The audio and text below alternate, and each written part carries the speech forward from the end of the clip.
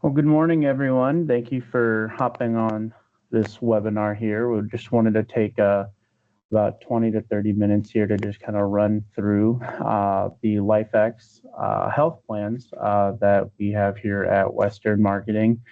This is a good alternative to the ACA, and we're seeing this plan become extremely popular, not only to the ACA agents, but also to our Medicare agents who are encountering clients that are not quite to that 65 Medicare age where they're needing a little something just to kind of get over that hump until they can get on to Medicare. Today, we're going to run through all the plans that Lifex offers real quick. To start that off, though, I do just want to show a little bit of information here of what we can expect here coming up for the 2026 ACA season. If you see here, kff.org did a really nice article with a interactive map here of potentially what the premium payments for subsidized enrollees can increase to when the enhanced ACA subsidies expire like they're set to at the end of this year. Take into account that this does show current premiums.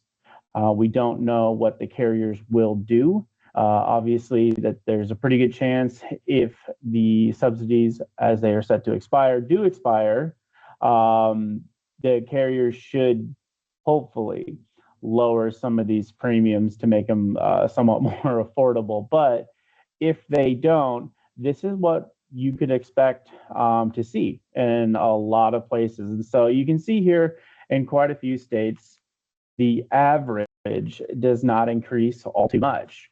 But if you do see on here, there are quite a few states, about half of them, where they're going to see 50 to 150, and there are a couple places where there are 150 to 300% increases in premiums. And these are silver plans that they're showing on these. So this is just like the average. This isn't even where it gets scary. The next, we're going to move to maybe a 40-year-old making about $31,000.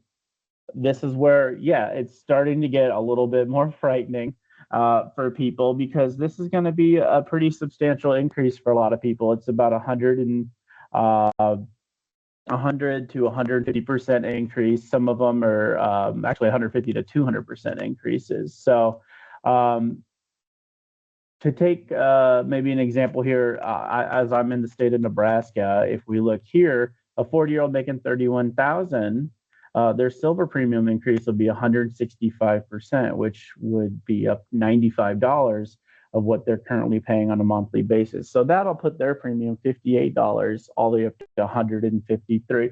And this is pretty typical what we're seeing in a lot of places. It is about 165% increase in most of the states for that specific client. The horror story and that horror scenario here is going to be those 60-year-olds. The 60-year-old couple making $82,000. As you can see here, this map is a lot darker and a lot scarier to look at. And it does really depend on not only the state, but also just kind of the parts of the state, the counties and everything that they're in.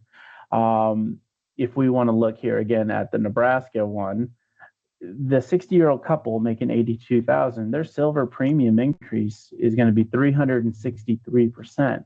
So that's going to take them, if they're paying $581, all the way up to $2,687 a month. And again, that's just for a silver plan.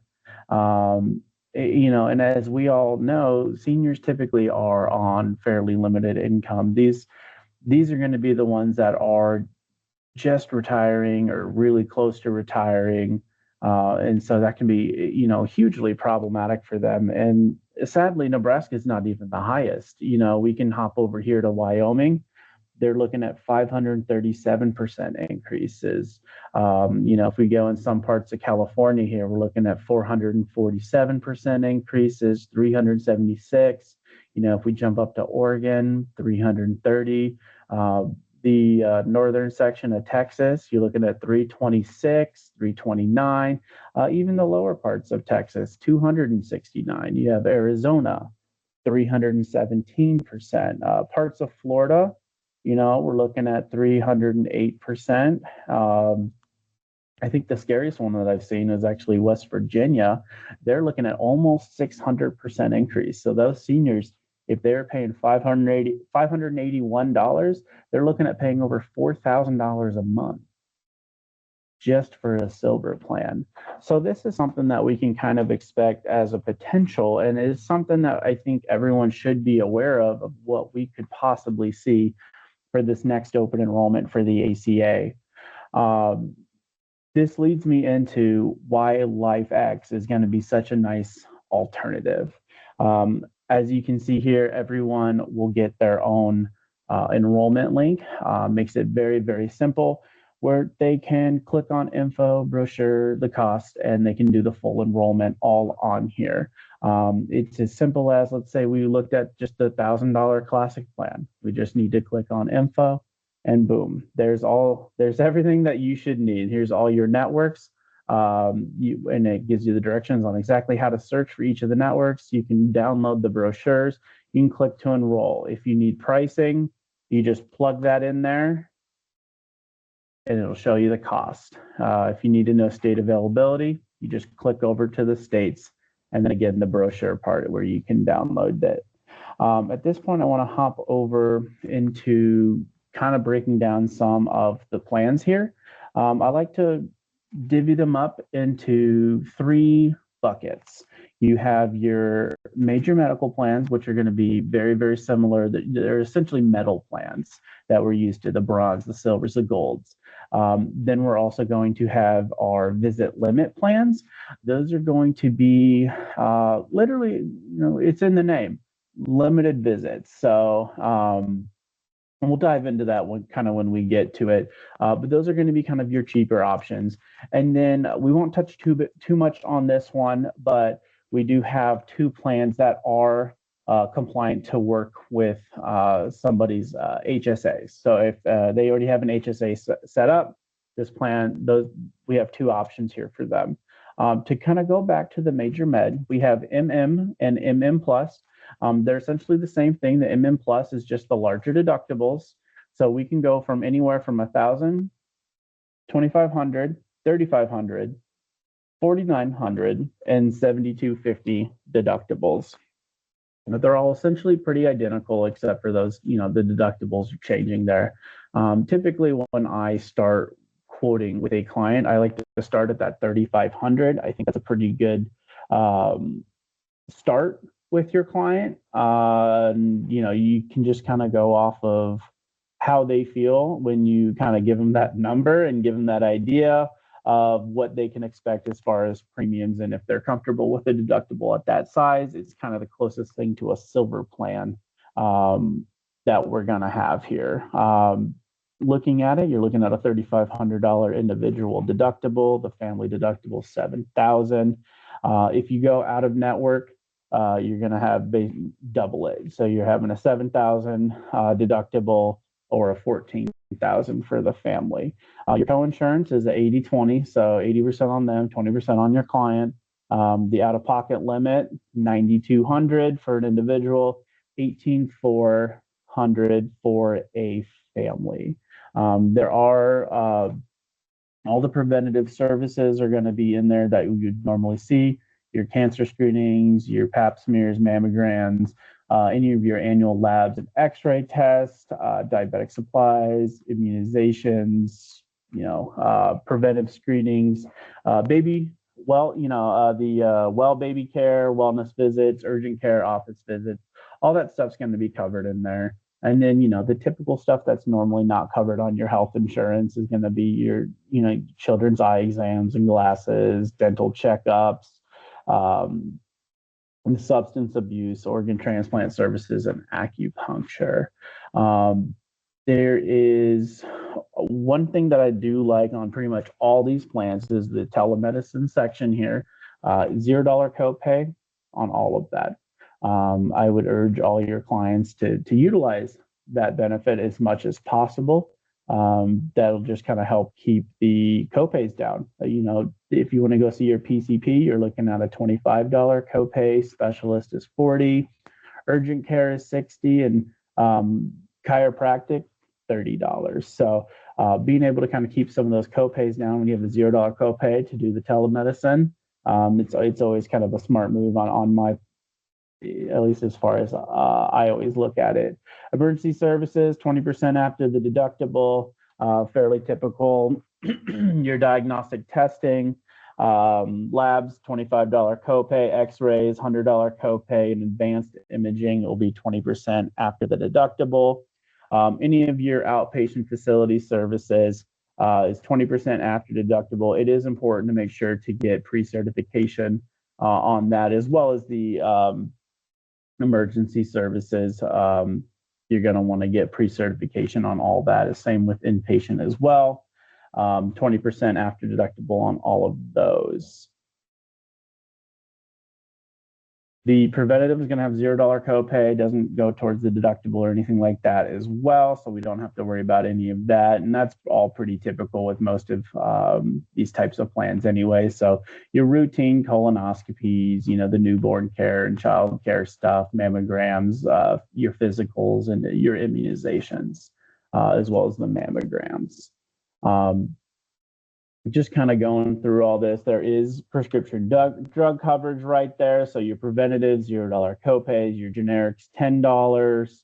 And then obviously it will depend on the types. They have urgent and, urgently needed care. Preferred brand name, $90, non-preferred, $110. So you got a lot of copays on this stuff, but it is all right there.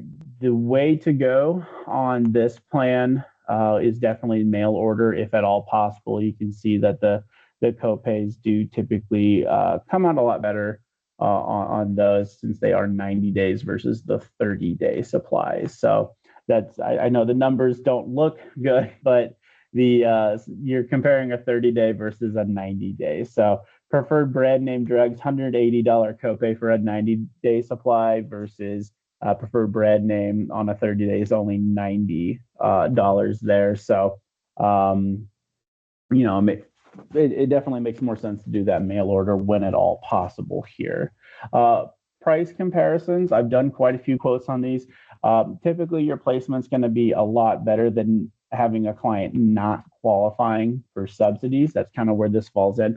Obviously, if your clients are qualifying for subsidies, typically the rates are going to be better. But, if we are looking at maybe, one of your clients, I can tell you, I did a quote for one of my agents the other day, 50-year-old male, non-tobacco in Florida. And one of the things was he really wanted a PPO. And so we ran the cheapest PPO available without a subsidy was $1,500 a month.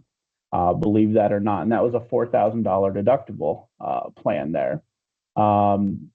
As you can see here, a 50-year-old would fall somewhere between $694 or $774, just depending on which network you would choose.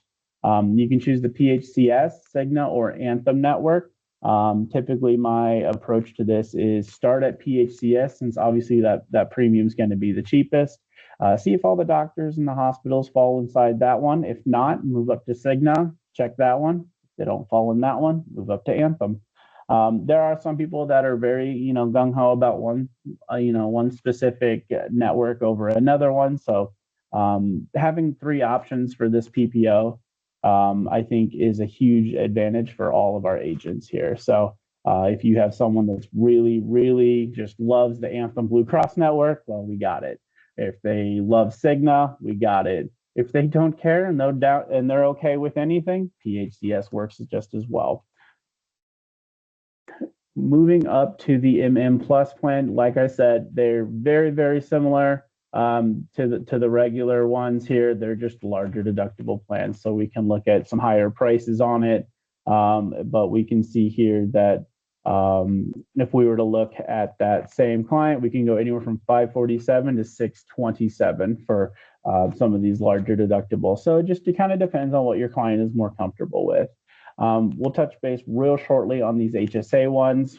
They are very, very similar to the metal plans. They are kind of set up like the metal ones. You can either do the $3,500 or the $5,000 deductible on those. And these are just, essentially metal plans that are compliant to work with an HSA.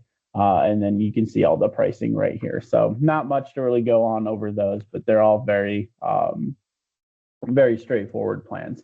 Your visit limit plans. These, I warn most people, you want to be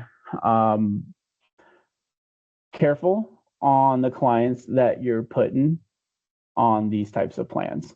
As you can see here, the deductibles are pretty good. You got 250, 500, 750, 1500, or 15. Well, they have that one on there twice. It's 1,000 or 1,500. When looking at these plans, one big thing I try to make sure everyone understands is they are exactly as the name describes, visit limit. There are limitations, and there's some pretty vast limitations on these plans. So it's just something to kind of keep in mind. We're still looking at the 9,200 maximum out of pocket on these, with the family one of 18,400. So that's kind of just something to keep in mind as well. But the way these are kind of set up is more of kind of copay style plans after that deductible is met. Couple things that I love to point out on these: physician office services.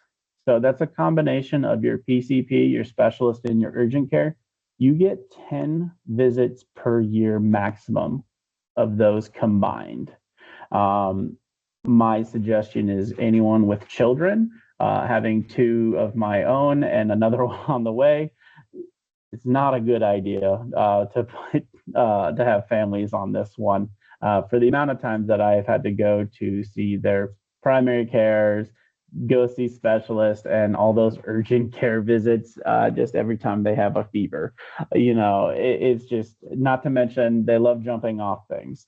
So I don't advise that for these types of plans because, yeah, after 10, that's all out of pocket. It does give you 12 visits to the chiropractor. So you still get 12 of those, and those aren't tied in with those PCP specialist or urgent care visits.